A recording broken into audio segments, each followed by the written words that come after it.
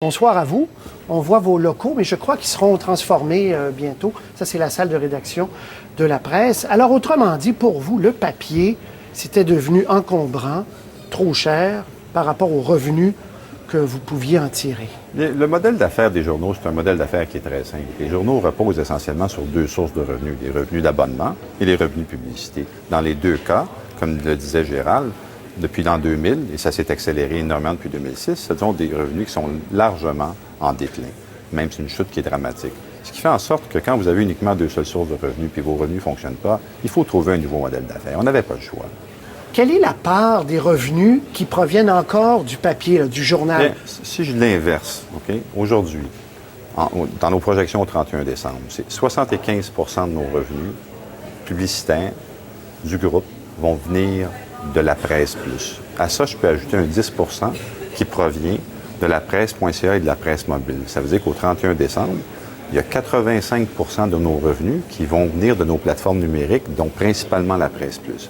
Ça veut dire qu'il reste uniquement 15 papier. Parce que c'était le grand point d'interrogation dans tout ça, il y a 5-6 ans, quand tous les journaux, pas uniquement la presse, réfléchissaient à ça, c'est est-ce que les revenus publicitaires vont suivre sur des plateformes numériques? Exact. Est-ce que les entreprises vont payer autant d'argent? Donc, est-ce que vous faites autant d'argent que la presse plus que vous ne le faisiez autrefois? Sans aller dans des termes très, très spécialisés, la vente de publicité dans un monde numérique se calcule en CPM, qui est le coût pour rejoindre 1000 personnes. Okay? L'avantage de la presse plus, c'est qu'on rejoint une clientèle qui est jeune.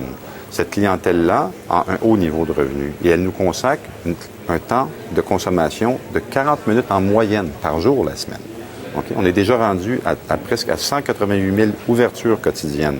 Donc ça, ce que vous me dites, vous vendez ça. On vend ça. Et ça fonctionne? Ça fonctionne, on vend l'engagement. Okay? Donc, on a un CPM aujourd'hui, un coût par mille, qui est aussi élevé, sinon plus élevé que ce qu'on avait dans le papier, alors que le CPM de l'Internet, vu qu'il y a tellement une masse de consommation, et il y a un temps, je veux dire, nos plateformes mobiles fonctionnent très bien, mais les gens viennent pour des fractions de minutes par jour. Très bien. Combien de gens, croyez-vous, vont être abandonnés dans tout ça? Des gens qui ne font pas le passage au numérique pour toutes sortes de raisons, qui lisent le journal sur du papier, qui restent ça jusqu'à leur mort. On mène depuis le lancement de la presse plus ce qu'on appelle, nous, des études de migration. On mesure exactement. Donc, ce que je peux vous dire aujourd'hui, c'est que 75 de nos abonnés, à la dernière étude de migration qu'on a fait à la fin du printemps, 75 de nos abonnés s'attendaient cette année à ce qu'on arrête le papier. Okay. Donc, mais il y a un 25... Il y a un 25 qui ne s'attendait pas à ça. Donc, il nous reste 81 000 abonnés papier payants en semaine. Nous, on calcule qu'il y en a 35 000 qui vont migrer vers la presse plus et on calcule que les autres vont aller vers nos plateformes gratuites, la presse mobile, la presse.ca sur ordinateur.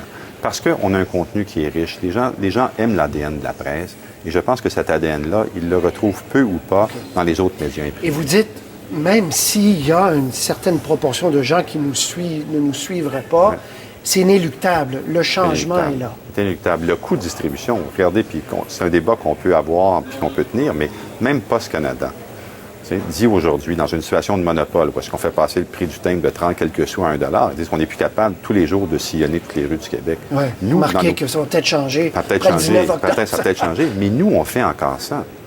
Puis on livre de moins en moins de copies. Nos coûts de distribution sont élevés. Donc, c'est un modèle qui ne peut pas soutenir. Maintenant, ce que j'aimerais compléter, c'est qu'on a des programmes aussi. On a même commencé, il y a déjà 2 mois de ça. On visite tous les centres de personnes âgées, tout ça. Puis on a des programmes. Vous amenez des tablettes. On amène des tablettes et on va avoir des programmes aussi avec les principaux détaillants que les gens vont être accueillis chez les marchands. Puis les marchands vont les aider. Il va y avoir quelqu'un de spécialisé qui va leur montrer comment downloader l'application, comment s'inscrire auprès d'Apple ou des autres fournisseurs. Guy Crevier, est-ce que vous vous engagez à ce que l'application de la Presse Plus demeure gratuite? Absolument. Pas pour 3 semaines, là. Non, absolument. Nous, notre objectif, c'est d'être un média de masse. Et moi, je pense que la gratuité en information est quelque chose d'irréversible. Vous avez vendu votre plateforme technologique au Toronto Star. Ça commençait ce lundi. Je pense qu'on a des images. En tout cas, ça, on les a pas. C'est frappant. Je regardais ça lundi. On a l'impression que c'est la Presse Plus en anglais. Est-ce qu'il y a d'autres grands journaux qui sont en ligne? Parce que c'est des revenus, ça. Il n'y a pas un mois qu'on n'a pas une visite structurée, organisée de hauts dirigeants, de groupes soit européens ou américains qui viennent voir notre modèle d'affaires parce que les gens sont impressionnés. Je vous dirais, par exemple, pour être totalement transparent avec vous, Je vous dirais qu'une fois qu'on présente nos chiffres, que je vous disais tantôt, nos ouvertures, nos revenus, tout ça, les gens sont éblouis. Puis à la fin, certains d'entre eux, ce qu'ils nous disent, c'est est-ce que c'est dû à un village gaulois? Est-ce que c'est dû au fait qu'on soit dans un marché francophone au milieu d'un bassin anglophone? C'est une bonne question. C'est pour ça que la démarche de Toronto Star, pour nous, est excessivement importante.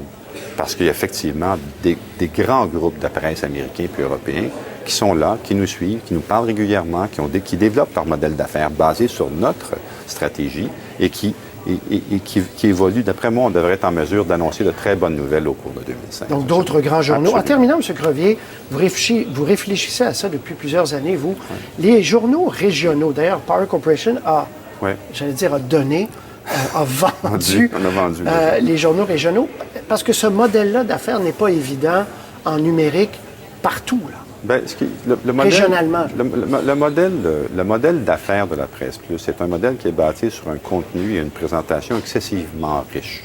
Donc, il y a besoin d'avoir...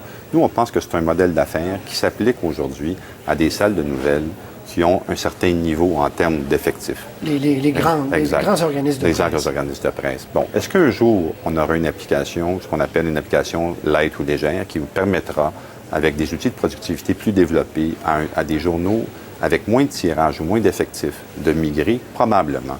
Mais ce n'est pas dans nos priorités aujourd'hui. Très bien. Le samedi, on se quitte là-dessus. Le samedi, vous conservez le papier, la grosse presse du samedi. Il y a comme quelque chose de... C'est le dernier symbole. Oui. Combien de temps? On l'espère le plus longtemps possible. Parce qu'on a quand même, chaque samedi, on a quand même 35 000 personnes qui se procurent la presse papier chez les c'est des rotatives à garder. Enfin, c'est de l'imprimerie à garder.